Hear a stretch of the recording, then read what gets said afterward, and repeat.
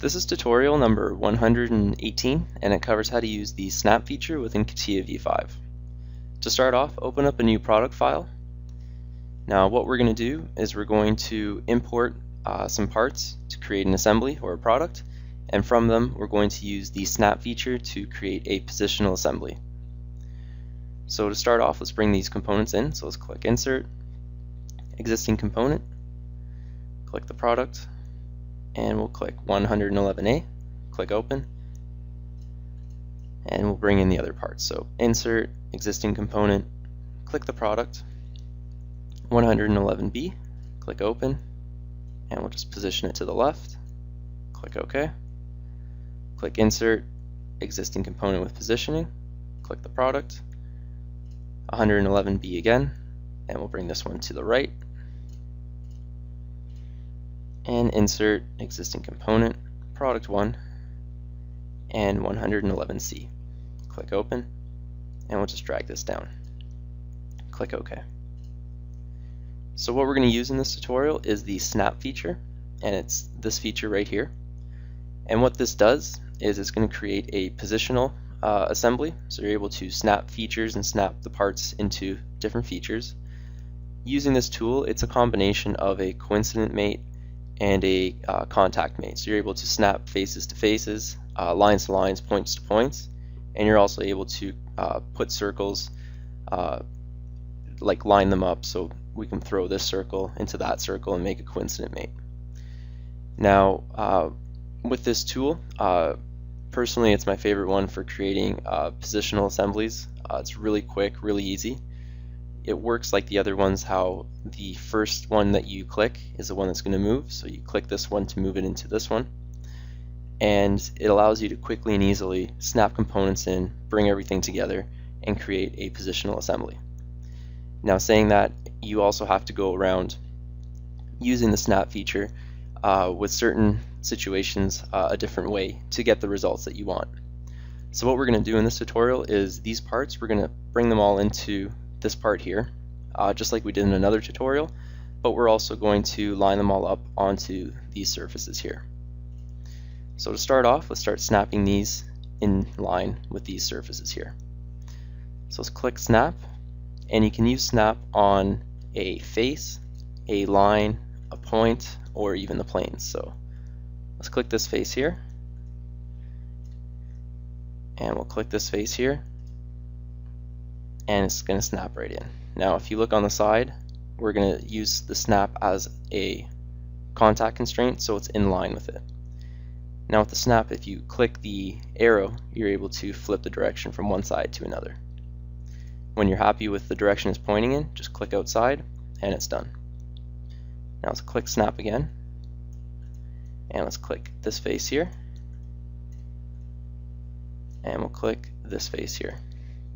We got it in the direction we want, click OK, and we'll do Snap one more time. This time let's choose this plane here, and we'll snap it to this face here, click OK, and now we have them all lined up. So now what we're going to do is we're going to throw these cylinders into the cylindrical holes. So click Snap, get the axis line, and then throw it in here. And again, you're able to change the direction if you want, but we got it in the right direction, we're happy. Click OK, and we'll do the same to this one here. Click Snap, click the axis line, and click the other axis line, and you snapped it in. Now with a part such as this is where we're going to run into problems with using the snap feature.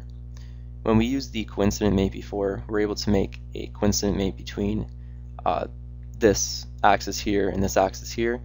When we make the other coincident mate, you have like a pivoting point, and this will whip around and you'll have it slotted in. Now I'm going to try to do the same thing using the snap feature, but you're going to see that we don't get the result we want. So let's click Snap. We'll get this axis here, and we'll click this axis here, click OK. Now let's try to whip this guy into that position there. So let's click Snap, click this face here, click this face here, and you'll see that we don't get the result we want.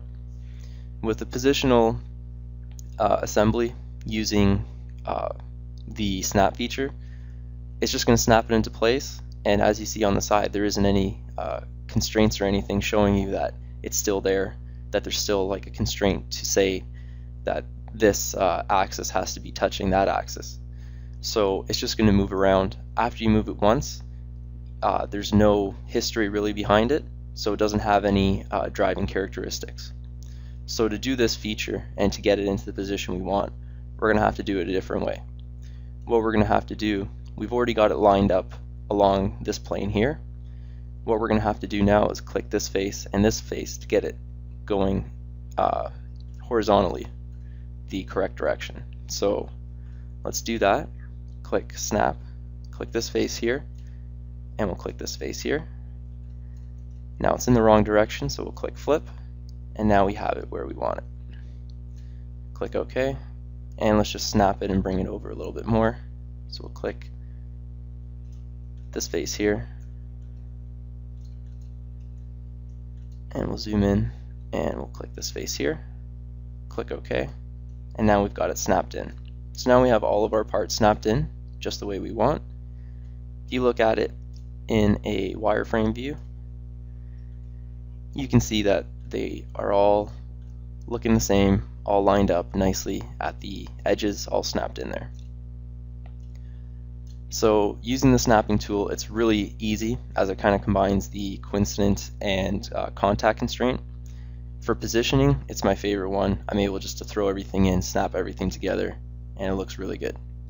Now the only problem, like I showed you, is that with some components you're going to have to insert them differently than you would using the constraints. So it's just a little bit of problem solving when you're putting them in. You're going to have to just kind of figure it out and create a procedure to throw in an object such as this to snap it in the way you want it to be snapped in.